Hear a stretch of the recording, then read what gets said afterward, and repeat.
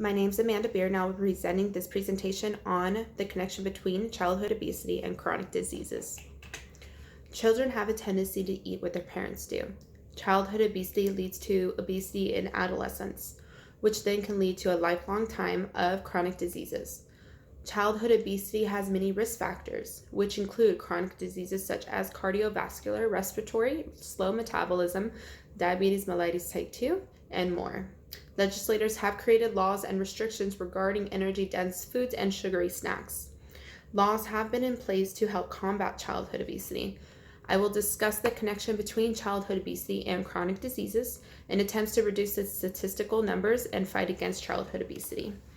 I will also discuss the attempts of legislators, government officials, and the CDC's prevention in combating childhood obesity. I will also discuss the socioeconomic status, ethnicity, and culture values altering the childhood obesity. I will explore the economic issues revolving around childhood obesity, as well as the anatomical, physiological, and pathological issues regarding it. Childhood obesity has reached its all-time high and is one of the biggest challenges that we face in the 21st century. By labeling this as a chronic disease, it brings awareness to the parents and the individuals affected. Childhood obesity is a health issue we are facing today, since children are now being diagnosed with adult chronic diseases in childhood, children, such as diabetes, hypertension, cardiovascular diseases, and other comorbidities. A diagnosis of obesity is done by the BMI, which is your body mass index, which includes patient's mass and height. If a child's body mass index is greater than 95%, this child is defined as obese. Childhood obesity can greatly affect the child's physical health, physiological, and mental health. Childhood obesity may also stunt their growth with complications such as orthopedic complications, abnormal growth, degenerative diseases, and growth spurt pains. Childhood obesity increases the child's risk for diabetes mellitus, heart disease, cancers, cardiopulmonary diseases, high cholesterol, hypertension, and a risk for a TIA. This chronic disease differs from each individual, but the following factors may contribute to childhood obesity, including the environmental factors, dietary influences, socioeconomic status, and the lack of physical activity we see today. Children are more likely to consume high concentration of fats foods, which are saturated with unhealthy fats, carbohydrates, and sugars. Childhood obesity is increasing every year. Healthcare teams are seeing an increase in anatomical issues such as breathing and sleep disorders and sleep apneas. Childhood obesity increases the child's risk for developing habitual snoring, obstructive sleep apnea syndrome, and the desaturation preceding central apneas. An increase in a child's weight and a decrease in child's height can affect the child's musculoskeletal health, such as bone, joint, and muscle issues. Bones grow rapidly during childhood. Excessive weight stresses the growth plate, which could lead to an early onset in arthritis. Flat feet increases the risk for broken bones and Blount's disease. An obese child may have trouble with their coordination as well. This condition is called the developmental coordination disorder. As a result, they will experience impairment with their fine motor skills, which may include writing, using scissors, tying their shoelaces, and finger snapping. Developmental coordination disorders may compromise a child's ability to exercise, which results in the child gaining weight. Childhood obesity accelerates the child's risk for atherosclerosis. Cardiovascular complications excessive weight gain in children may result in dyslipidemia, hypertension, and a buildup of insulin resistance. Obese children are 3 more likely to have hypertension than non-obese children. Hypertension predisposes the child to other cardiovascular risk factors in obesity. This could result in organ damage if not diagnosed at an early time and treated in a timely manner. Childhood obesity-related hypertension increases the child's cardiovascular morbidity and mortality if not diagnosed and treated. Childhood obesity may result in the child developing insulin-resistant and metabolic syndromes. Hyperinsulinemia and insulin resistance may become a precursor to diabetes type 2. Most of these children with diabetes type 2 are chronically obese in childhood. Another disorder that we like to mention is ADHD. It is a problem with an inattention, hyperactivity, and impulsiveness, which can lead to uncontrollable eating habits. This type of behavior results in binge eating. It is derived by the deficit and affect regulation emotional eating response.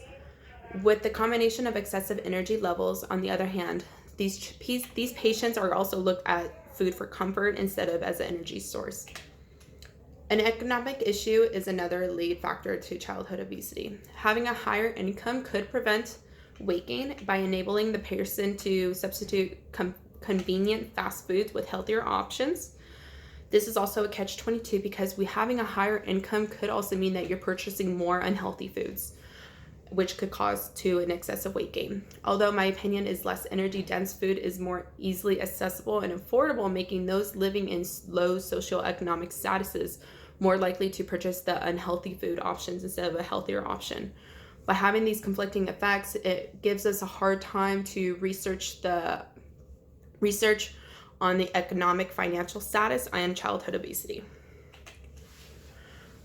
Obesity is a chronic public health issue in the United States. Policymakers and public health officials are practicing and are competent in the laws and legal authorities to help with the obesity epidemic.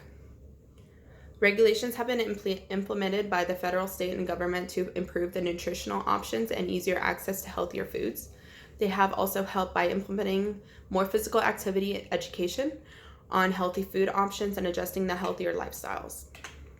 Public health strategies implemented by the National Summit on Legal Preparedness for Obesity Prevention and Control focus their attention on the four main risk factors, which include the communities, medical care, schools, and workplaces. They focus on these specific areas in regards to increasing consumption of fruits and vegetables, increasing physical activity, initiation of breastfeeding in moms that just had babies, decreasing consumption of sugary beverages, which I'm sure we're all guilty of, promoting high energy dense food, decreasing low nutritional value food, and less time in front of the television or computer or your phone. There are quite a few acts created by government officials, legislators, and the CDC to combat childhood obesity by lowering the cost for healthy alternatives. That I don't want to go into much detail because I'm very limited on this presentation, so you can Google those if you want to look more into it. Childhood obesity does not discriminate and affects all cultures and races. Childhood obesity is found more prevalent in higher non-white populations. The prevalence of childhood obesity was 20% more in non-Hispanic Blacks, 19% more in Mexican Americans, 16% more in non-Hispanic whites, and the prevalence and highest percentile was Mexican American boys and African American girls. One causable fracture includes prepubertal maturation, which dramatically may influence the girl's BMI. CDC shows that the prevalence in girls who have hit puberty at a lower age will see 10% more non-Hispanic whites, 20% more non-Hispanic Blacks, 16% more in Mexican American girls. Another variable and link to childhood obesity includes the low cost of poor nutrient and energy-dense food, which includes easily accessible fast food, snacks, and soft drinks. The lower the price of the manufacturing means the lower the price to purchase it. Fat sweets cost only 30% more than 20 years ago, and the cost of fresh produce has increased by more than 100%. In summary, childhood obesity responsibility is the parents'. If the parents are obese, it's more likely the child will become obese. Obesity is linked to chronic diseases and overall could result in a premature death or disability later on in adulthood. Children who are overweight tend to stay overweight throughout their adulthood and may develop obstructive sleep patterns, insulin resistance, and binge eating. Socioeconomics may play a large contributor to childhood obesity. Although there is not much research ensuring these claims, less energy-dense food are more easily accessible and affordable than healthier options. And we all can see that a salad is way more expensive than a burger. This resulting in childhood obesity is prevalence and should be closely monitored and needs for intervention. State legislators, government, and the CDC have created laws pertaining to this prevention in childhood obesity. CDC has also implemented a minimum of 1 hour recess and physical activity in children between K and 12 grade schools. And that's it. We just have to help fight childhood obesity so we can help stop the chronic diseases later on.